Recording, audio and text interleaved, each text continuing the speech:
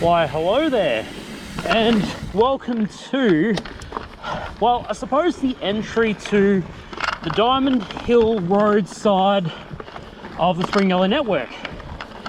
So for lack of a proper explanation of what that means, as Wallaby skips off to the right, previously on the channel we have covered extensively many trails within the Spring Gully network, starting from Hussle Drive.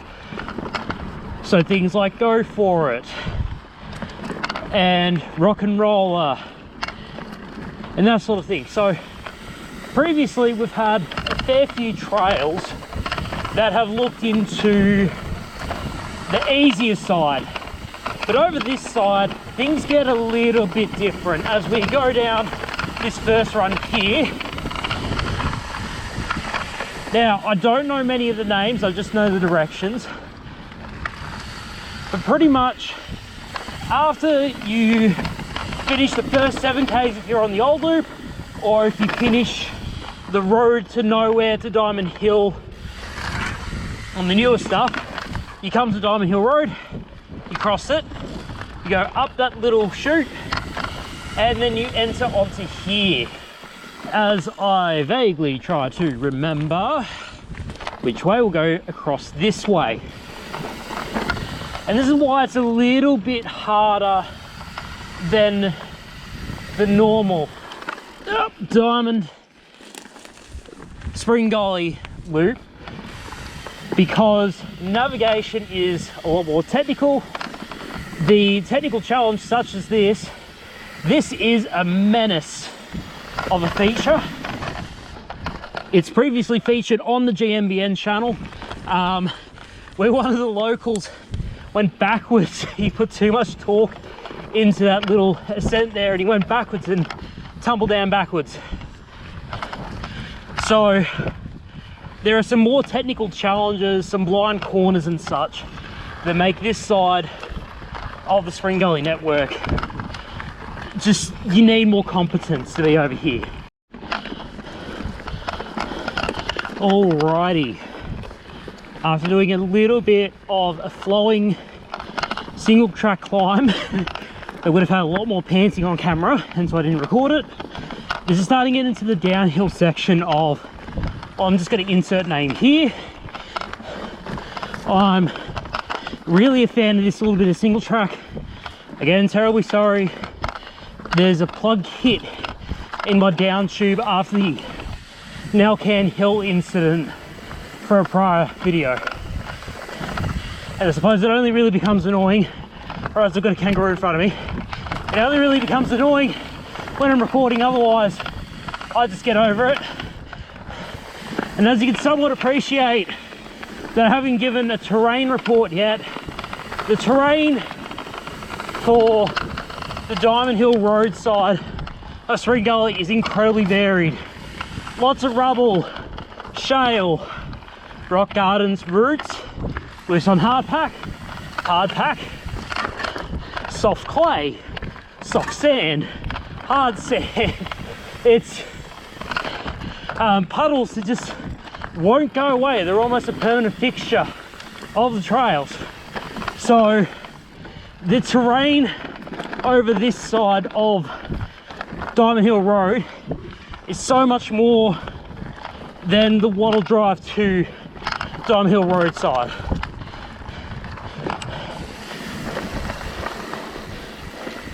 And the terrain is always changing, because on this side gold and metal prospectors run wild and will just dig up parts of the trail if they think they're going to find something of value. So you can be never sure that the trail you're about to go through may have a massive pothole in it, or if it's smooth sailing like it has been for the past 20 years.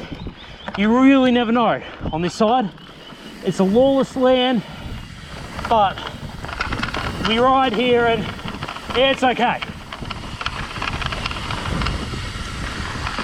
Now this section definitely has some of the loosest and chunkiest parts. I'm always afraid of slipping a wheel.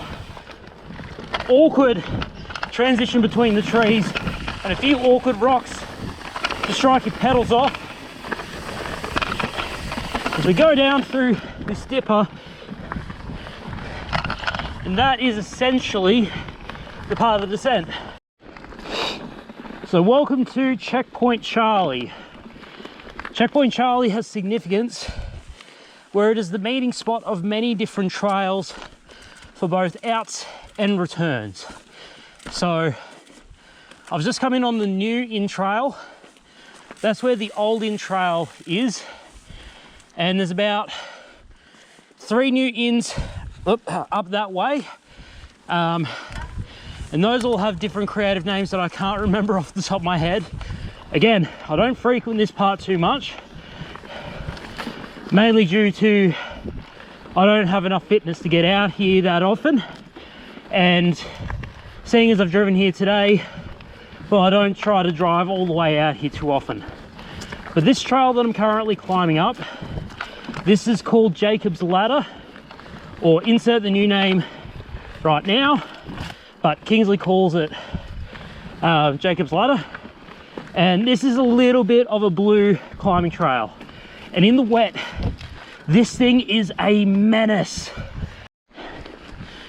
And welcome to the end of Jacob's Ladder. Off to the right there's more trails that bring you back towards Checkpoint Charlie and to Diamond Hill Road. Off and to the slight right, and then you take a left. That will take you to a whole new set of trails as well. But what I'm going to do is actually start up this little bit of a sneaky loop.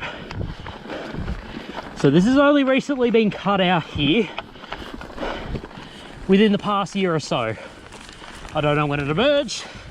I was only introduced to it last week by Kingsley, and it's a pretty good ride. It is going to be challenging. There's going to be a lot of elevation change, a lot of hairpins, a few odd technical features, but this thing is a real hot go when you can figure out where the trail is. I'm not sure how well it's being represented on GoPro right now, but I know where the trail is.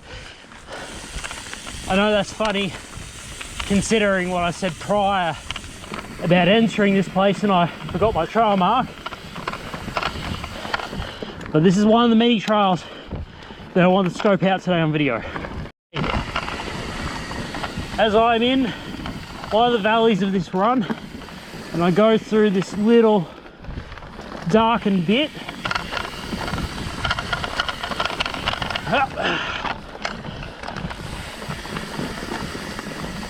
sharp right, yeah.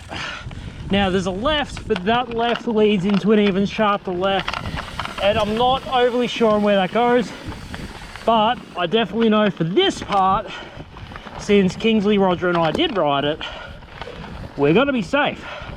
And hopefully the contrast and white balance is working quite well as I snake in and out of these gullies and shadows. Okay, pick up speed in this little bit of a flow section, as some may call it, as I cop another stick, this time to the rear wheel. Whoop. Braking traction on wet rocks, that's fun.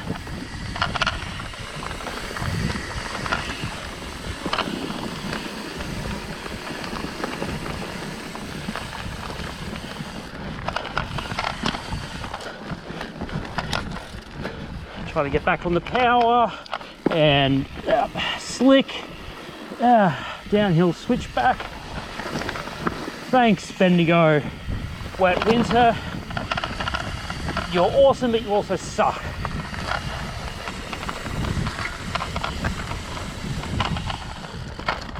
You know, it's quite nice almost finishing this ride under a setting sun.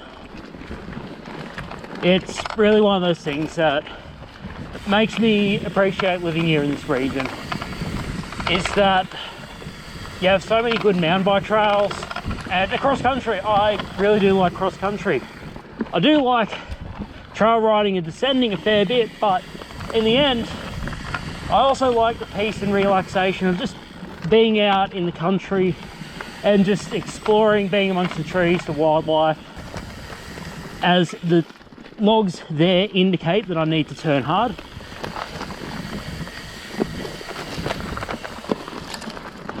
And as I pop out onto here, all right, and welcome to your new segment. Insert title card here, because I forget the names of these segments because I don't ride out here often.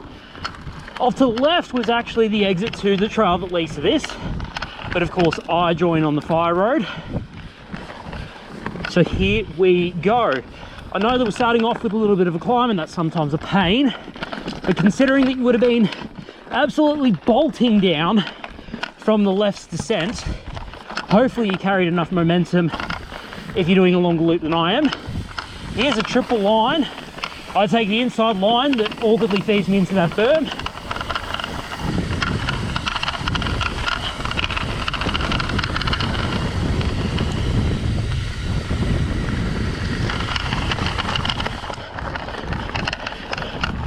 As once again we start the climb, don't worry, more descending is coming up. We're gonna get there, we're gonna get there. Another puddle that never seems to go away.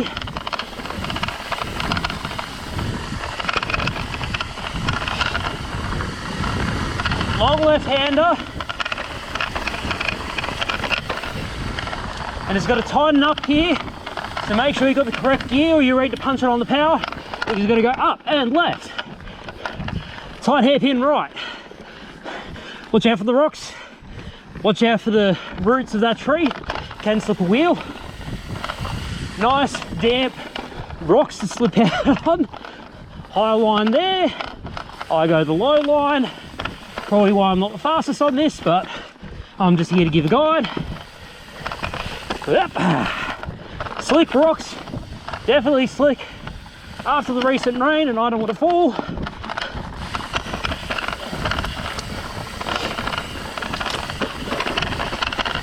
Go across here. Ow! Getting whipped in the stomach by all these bushes that have razor sharp leaves on them. Up and through. I'm going to go the wide line on the left, but there used to be the only line was in the right. You had to really tuck in between the trees, but people create lines so they're faster on Strava. Mosey along here. Again, more of these little shrubs that hurt on the shins.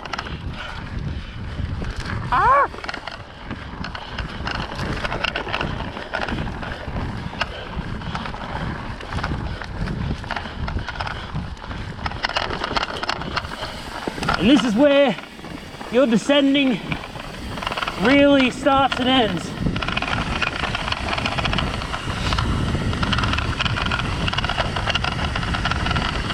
Really loose here, but at the moment, because of the wetness and dampness, the rocks are actually holding in quite well. Little outside line, just to maintain my grip, but a sneaky line on the inside. Run through here. Gear blind quarters because of the trees and the bushes on the inside. Nice catch berm that you can hold plenty of speed through. A little bit of a jump. Gully, got to jump over that little, or bunny hop over that little puddle. Can be slick here, can be grippy, depends on the season. Felt quite grippy today. More of these little trees, and the trail has a natural culvert to it because of the flowing water. And here we are, back at checkpoint Charlie, wouldn't you know it?